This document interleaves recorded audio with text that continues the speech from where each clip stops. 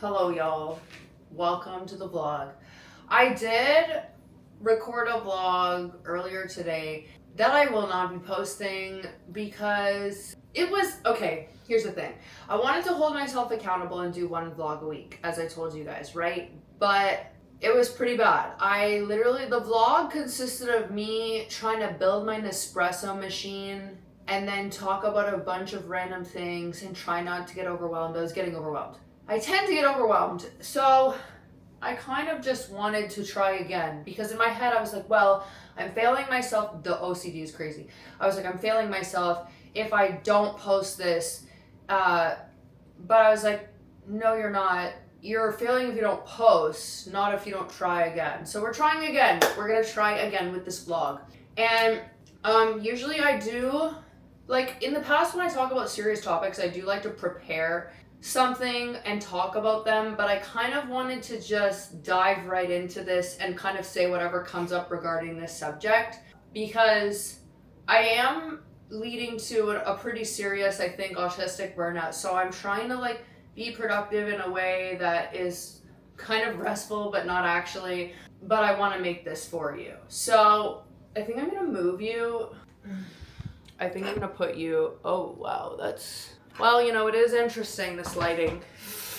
It's more because my shorts, and I want to have my feet up. My shorts are really they're a large size, and I have lost some weight recently. So I've literally recorded a YouTube video while wearing these, and I was showing you the bits. Anyway, welcome to Autism Pump YouTube, y'all, where we discuss my experiences with autism, mental health, addiction recovery, chronic illness, and becoming a baby bodybuilder. Today I kind of wanted to talk about a couple things. So recently, 3 days ago, I just hit 12 and a half years sober, which is freaking crazy. I just kind of wanted to talk about my journey to sobriety and some kind of things that I wish that I knew then when I first got sober, and some things that I'm still working on right now. So this is gonna be a really hard thing to talk about. Let's have a little sip of coffee. This is the second attempt of a coffee made with my little Nespresso. It does say, please leave by 9, which I feel like is pretty slay. That's very good. Thank God. The first one I made was freaking disgusting. Okay, so I do think that the reason why I was able to successfully stay sober, one of the biggest reasons was because I had housing and money. And how do I put this? I was very privileged in the fact that once I got sober, my mom provided housing and groceries for me. I don't think I could have done it otherwise. But basically what kind of happened is I grew up, and I need to use words very carefully on here because stuff gets, taken down if you use the wrong words. So I'm going to try to communicate this to you in a way that won't get flagged. I don't know how. I honestly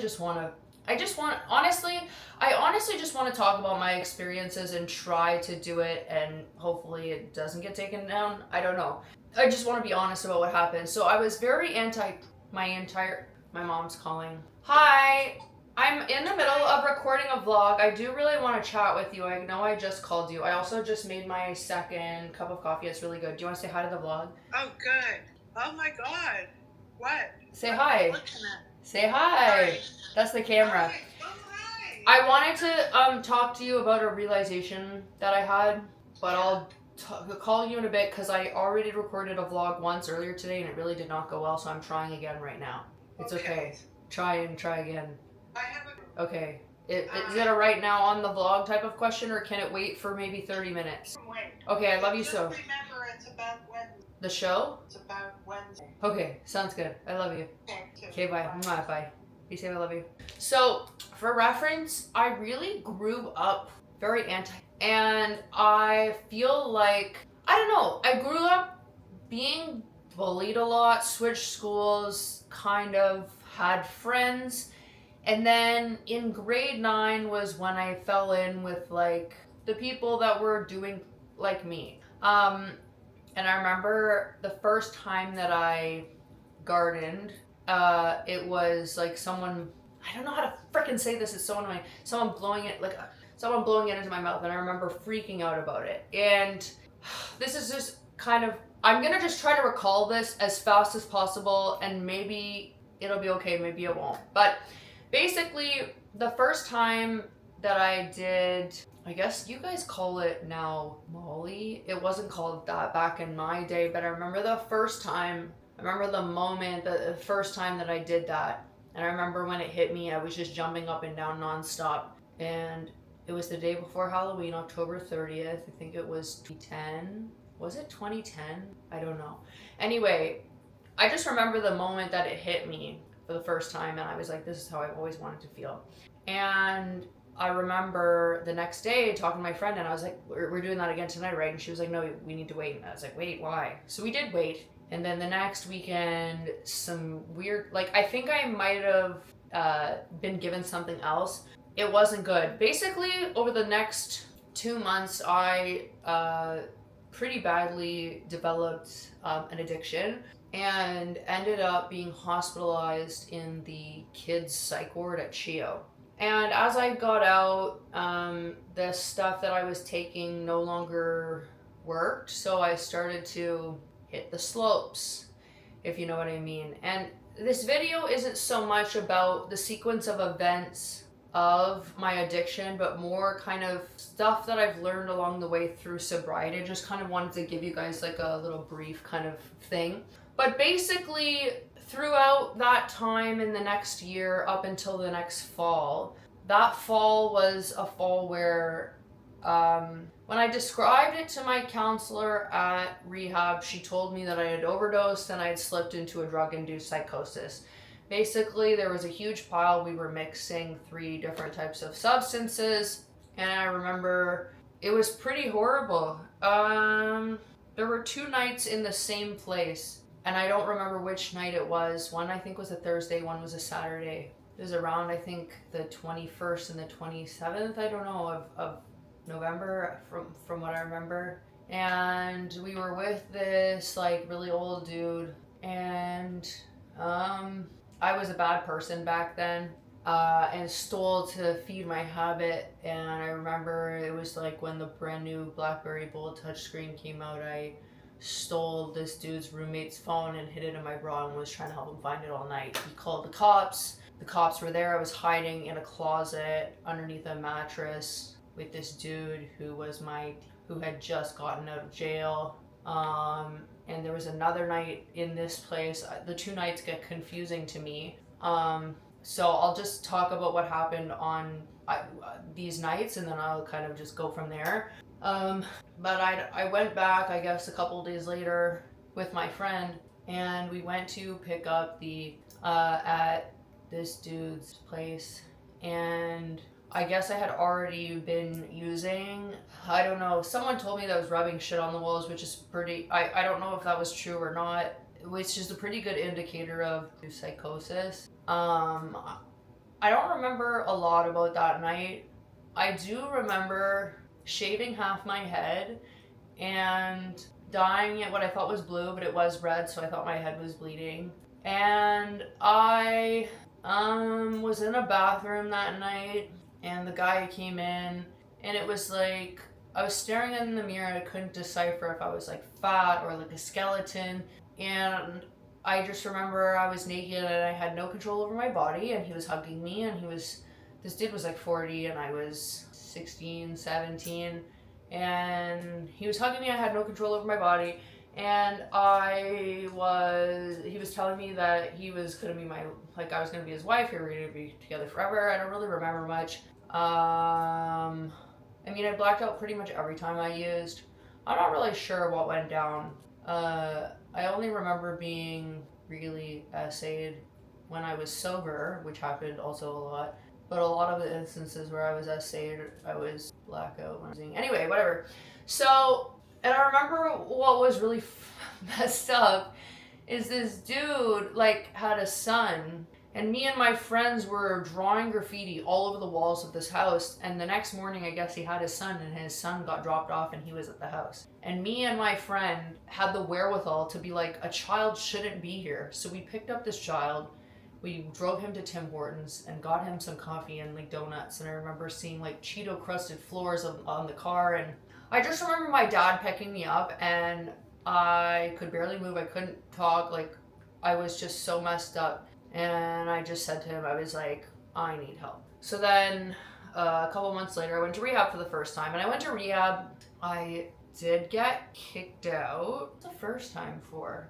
Oh, the first time I was my sleeping pills. I hid them in the back of my mouth, and then, anyway, I did go 3 more times. I'm not going to talk too much about this. The second and third time I did get kicked out again. Between the second and third time, I did show up in a superhero costume. My mom was in court. My dad, I unknowingly was actually in a cordon bleu, like cooking school, that he couldn't miss school, but he didn't tell me why he couldn't take me. So anyway, my boyfriend, soon to be ex-boyfriend's dad took me in, and I got back to rehab after 2 weeks of being out in a superhero costume, and I showed back up. I did get kicked out a third time.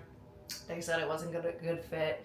The second time, we're not going to talk about that. Not right now. The fourth time is when I got sober. So around 8 months later, I've been trying to get into an adult program. And I remember the day after my birthday, so March 31st, 1994, it wasn't my birthday then, no, March 31st, 2013, the day after, so April 1st, I just was like, I fucking can't stand this. I was like, I actually can't do this anymore. I'm done. I'm finished. And I'd been waiting to get into this rehab center. So I ended up going to the Ottawa Detox Center, and I was there for 4 days from Monday to Thursday. And they called me after I left on a Thursday. They called me to say, we have a bed for you at Meadow Creek program in 1 week. And usually what they do is they give addicts like a 24-hour time frame of like when you can come, because if you give an addict a week, you know, they'll themselves. So during this week, I hung out with all the regular people. I was at the skate park, and I didn't touch anything. I was sober ever since. And I say that I got sober on April 2nd because the morning I went to detox, which was April 1st, I did garden that morning. And I will one day go more into depth about my usage before, but I think I really wanted to kind of talk about some important things, I guess, that I wish I had known in sobriety. So firstly, as I said before, I think genuinely the only reason why I was able to stay sober was because I had access to housing. And a lot of people get angry at addicts for not being able to stay sober, but if you're homeless, and I was without a home for a good period of time, like I was mostly like couch surfing and sleeping on my friends' couches, but I did get kicked out at 17. The thing is I think there are two very important things when it comes to the success of getting sober and staying sober. So in regards to getting sober and staying sober, I think the biggest thing that a lot of people don't really think about or realize is you have to get sober for you. And I was pretty self-aware, even as somebody who was an addict and a kid, that if I wanted to live, like I would have to stop. And I think for true addicts, it means not doing anything. Like I know so many people from rehab that are still doing this, and I don't really know how well that's working out for them. I can only speak for myself and know that I wouldn't be able to do any of that. Keep in mind that majority of sobriety, I think until 2021, so 4 years ago, what am I, 31? So until 27, 28, I didn't know I was autistic. But the first year of sobriety, literally all I did was cigarettes and paint. And literally sometimes I would walk to the corner store to pick up cigarettes and go to pizza and get pizza and go back home, and I'd stay in my apartment and just paint. And that's literally all that I did for the first year. My friend told me that she thought that I was agoraphobic, but something that I wish I had kind of learned along the way that I really didn't learn until probably 2 years ago is if you want to successfully stay sober, and not just stay sober but elevate and become better, you have to let people go that you knew from back then unless they're growing at the same rate as you. And what I mean is this: I had two best friends that I was friends with for 12, 13 years that I met in high school. And there were lots of periods where with these two people where we weren't friends, we were friends, we weren't friends. The friendship was on and off. And with one of them, I had an incident where I came to Ottawa to visit, and I was supposed to stay with one of them, and then I ended up staying with the other. And I have a rule with I had a rule with friends that if we go out, like, you can't hit the slopes in my presence. It's just something that I'm not okay with and you can't do. And I read something or saw something that it was like the cost of your new life will cost you your old one. And I spent a lot of early sobriety doing weird shit. Like, in the sense of, I remember a year in, I hung out with people all the time who were doing this, doing that, doing this, doing all the fucking things. And I would just hang out with these people and like cigarettes all night until like 7 in the morning. And I did this for like 2 months. And it was just like, what the fuck am I doing? Like, I think that in early sobriety, I really tried to just continue to live my old life without consuming that stuff, but still hanging around with the same people and doing the same things. And another thing that I wasn't really prepared for, and I think that this has to do with ADHD impulse control issues, but it's something that you need to learn how to kind of freaking reel in, is trading one addiction for the other. So I remember when I first got sober, I spent so much money on spray paint, art supplies, because I was doing graffiti a lot at the time. And I'd be like, well, at least I'm not spending it on hitting the slopes, you know? Like, and I use that as an excuse. This is not very well formulated, but I am gonna post it anyways, and then later on I will do like something more in depth. But I just wanted to, listen, we're trying to make content for the sake of getting used to making content. It's not an easy thing, and I am very close to dealing with burnout, but we're still trying to do the best we can. But it makes me sad. There are people that I do know that are still stuck in the cycle of living this life. We're trying constantly to start over. And I'm very grateful. Like, as I said, you know, you cannot get sober and stay sober without having a place to live and a place where you feel safe. And I'm so grateful to my mom. Every day I think about this because I would not have the life that I had if she had not helped me. I think something too that I thought a lot when I was in rehab, there were a lot of instances of people who were in there, mostly because family members or partners wanted them to be there and get sober. And I remember thinking every time I was there, because I put myself through it every single time I went, like nobody made me go but me. And I remember thinking every time I was there, how lucky I was to be there, how lucky I was to pause my life to become better, to spend every day trying to grow and get better and become better, and being able to do that while having, you know, a hot meal and a place to sleep and access to showers and running water. Like, I just felt so lucky, and I felt like it was just such a slap in the face that there were so many people that were there that didn't want to be there, that were taking up beds, and that were complaining. And it's like, I thought about it the other night, because realistically, because I thought, was I wrong to think this back then? Because realistically, yes, I got to pause my life, but I had nothing going on. Like, I was still a kid, you know, when I was doing this most of the time. Only the fourth time I had just become technically legally an adult. But realistically, if you're at a point where your life is so fucking bad that you are in rehab, like, it is a privilege. It is a privilege to have a place to live, have a place to sleep with clean sheets, like access to medical help, you know, access to a roof over your head, hot meals, a warm bed, and to be able to really put your life on pause and try to fix it. Like, people are so lucky to have access to that. I was so lucky to have access to it, and I do live in Canada, so there are paid rehabs here. I've never gone to a paid rehab. I've always gone to like government funded rehabs, because the success levels statistically I remember hearing years ago that they're the exact same.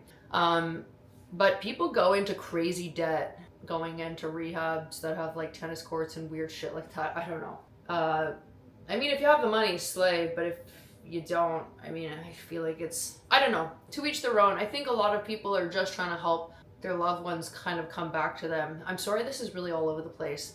You guys are used to it by now if you've got this far in the video. But something that I think you really have to be careful with if you have an addictive personality, and if you're an addict, hey, you probably do, is trading one addiction for the other. And I wanted to bring this up because recently I'm approaching burnout, and I do feel like I've been trying to fill this kind of hole in my life in the name of comfort. And let me kind of explain to you what I mean. So I work and I don't really go on vacation. I pay for my bills, and kind of recently, because I've been going really hard in my deficit, I haven't been going out for dinner. Like, I haven't been spending extra money on extra stuff. So in the month of September, I said I wanted to do like a no spend month, except for stuff that's just for work. The problem is I can use a lot of things like as tax write-offs, and I didn't understand what a tax write-off is. I thought it basically meant that I got it for free. That's not the case. But anyway, recently my mom had said to me that I should really stop wearing like old disgusting stained stuff and like wear nicer stuff. So in the pursuit of comfort, so trying to feel good in clothing, I bought clothing. And I bought an Aritzia sweatsuit, as you might have seen me wearing it in videos. And it took me a few days to get used to it because, yes, I'm autistic and I have sensory issues. But then when I figured out I liked it, I bought several because if I like something, I'll buy it in multiple colors, because it's very rare that I find clothing that I feel comfortable in. And recently I went and got some leggings, and I haven't really been wearing leggings at all in the past year. And then I went and got like several different colors. Like I think that throughout my life as an addict, and then also in recovery, like I do things to try to fill voids somewhere in my life or feel something. And because I guess my life does not have a lot of excitement, I feel like I'm chasing the excitement when purchasing things. And it's something that you really need to look out for. And it's something that I'm going to try to make a promise to myself to stop unnecessary spending. Like only spending stuff on bills. I have put money aside specifically for Christmas decorations, but that's it. Like I'm done. I just can't do this anymore. And I think I need to start getting back into art. This video has kind of gone off, but I did talk about the things I wanted to talk about. But I think something to look out for in early sobriety is to definitely look for, transferring your addiction from one thing to something else, right? If it's something that is detrimental to you, your health, your wallet, shit like that. But something that's also really important for the people watching, because I have people talking to me about this all the time, where they're like, I'm 5 years sober, or I'm just getting sober, I'm two weeks sober. It's never too late to start your life over again. And I've had someone recently message me, a follower of mine who we've kind of talked a little bit, basically like looking at what she can see that I have in life and feeling like she's comparing herself to me. Let me put this into perspective. This girl's 23. I'm 31. I don't have all the shit, like the life that I have right now has been the result of my life only really started to get good around 30. But like everything that I've worked so hard for, because if you look around, like I do now finally live in a really nice place, and everything that's in here I've worked for, I've paid for. But the only reason why I have all this stuff is because of support that I had in early sobriety. And it's really hard because often when you are an addict, you hurt the people closest to you, like my mom. Her and I could not trust each other for a really long time, and it took about 5 to 6 years of sobriety before she stopped blaming me for things. And let me explain a little bit, because back when I was an addict, I stole from her constantly, and I gaslit her into thinking that she was insane for her money going missing. And it took about 5 or 6 years before she stopped thinking that automatically I had stolen something from her. And as an addict, you really need to be okay with the fact that no one's gonna fucking trust you. Like, we hurt the people closest to us most.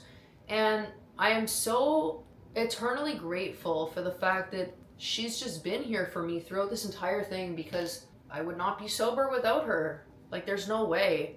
And 12 and a half years of sobriety is, I mean, maybe it's not, but in my opinion, that's fucking huge. Like, that's a really, really big deal, especially for somebody who's my age. Like, I got sober so young, and although it was my choice, like, I tried so hard. I really wanted to get sober. And of all the years of attempts, I had this really beautiful realization. I don't know if I've shared with you guys before, but I was driving thinking about the fact that, again, I've had so many, like, on my leaving this world, in recovery and in sobriety. And I thought, isn't it beautiful that despite all these things, I realized that I actually want to live so much more than the average person. Because through all of these attempts, I've taken such huge measures to make sure that I stay alive. Like, a lot of times, so many times in early sobriety, when I've felt like and had a plan, had, things set in motion, I've taken myself to the hospital, to the emergency room several times. And it's quite interesting for somebody who has spent so many years in such serious depression, had so many attempts, but it turns out that I actually just do want to live so much more than the average person, because I've gone through a lot of really pretty horrific shit. To be fair, I mean, I think the majority of us have, but I went through a lot of pretty horrific shit at a pretty young age. Again, most of us have also gone through a lot of horrific shit at a really young age. But I thought, isn't that beautiful? And it's taken me a long time to get to the place that I have in life, in sobriety, career-wise. Like, I went to college twice. I'm not doing anything relating to what I'm doing. And a lot of people can just say, like, whatever, you're a bop. It sells itself, and it's such hard work. I mean, anyone can put up a tripod and film themselves DJing, but it's not, it's about, anyway, it's a lot of work. But it's interesting. I have achieved a lot of huge wins this year, stuff that I've wanted to achieve in my lifetime that I haven't really told anybody about. And I'm not gonna tell you guys about, because there are some things that are meant to be celebrated privately. And when I first started social media, I was sharing every single day, every single second of my life.